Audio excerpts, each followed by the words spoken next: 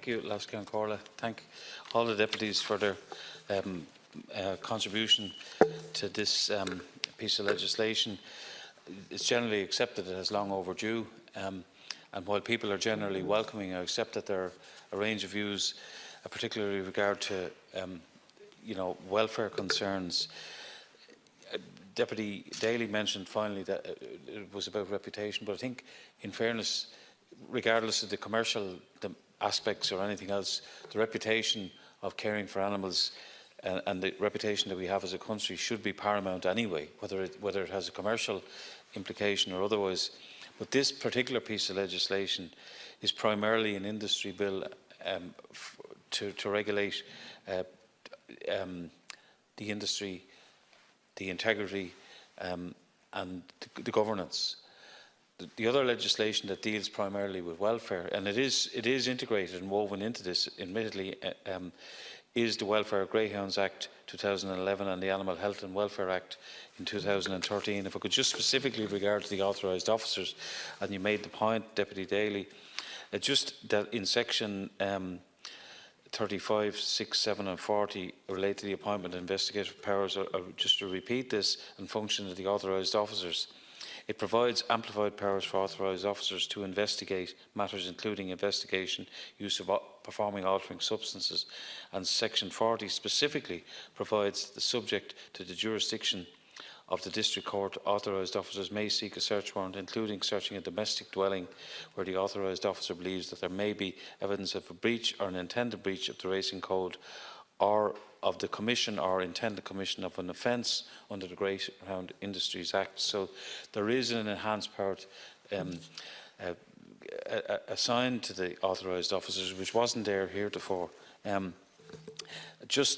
suppose, a number of points have been raised. One of the concerns, and I'm trying to deal with the main primary concerns, has been about the Deputy Broon's bill that was brought in and the so-called whitelist.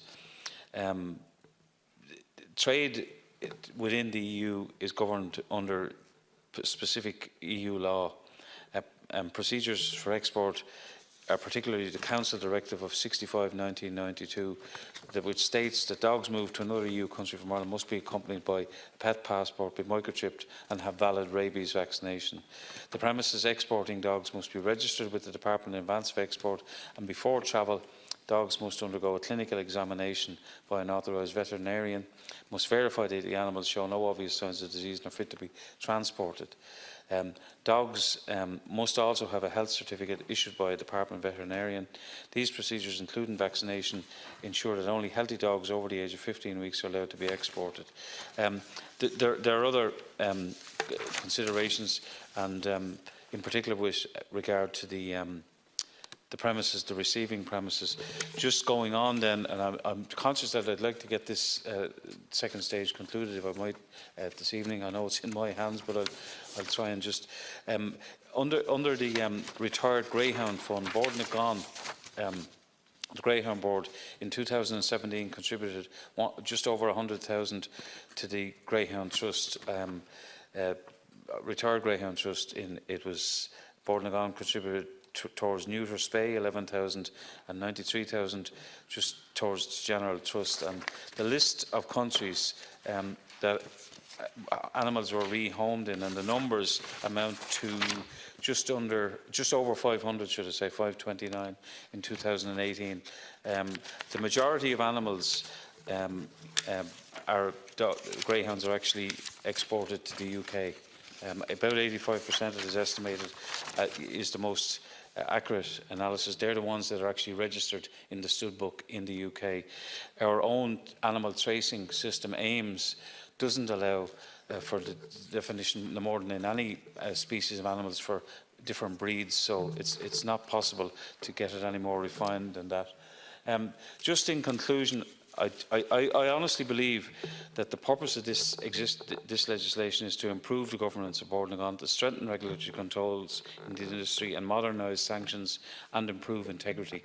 I believe this bill goes a long way to do that, and I accept that when we get to committee stage there will be amendments which we'll endeavour to address. But I'd like to thank all the members, my colleagues here from the department who've been worked really hard on trying to get this legislation through. It's long overdue. Since I was appointed in May 2016, we have been endeavouring to get this legislation in here. We've successfully got it through the Seanad. I accept the amendments that were made by various members, and we took them on board where we felt they were valid. It's important to point out, just on the appointment of a vet, it was recommended in the Indicon report. It was never intended that there wouldn't be a vet included, but it was accepted that we could specifically put in both a vet and somebody with an industry knowledge, so that we had good cross-representation. There are other skill sets, legal and financial, which are also very important in terms of the overall administration of an organisation such as Bord na Gan. So, last Count Corla, I'll conclude at that. I think I very much welcome seeing this piece of legislation, hopefully before Easter, concluded. Thank you.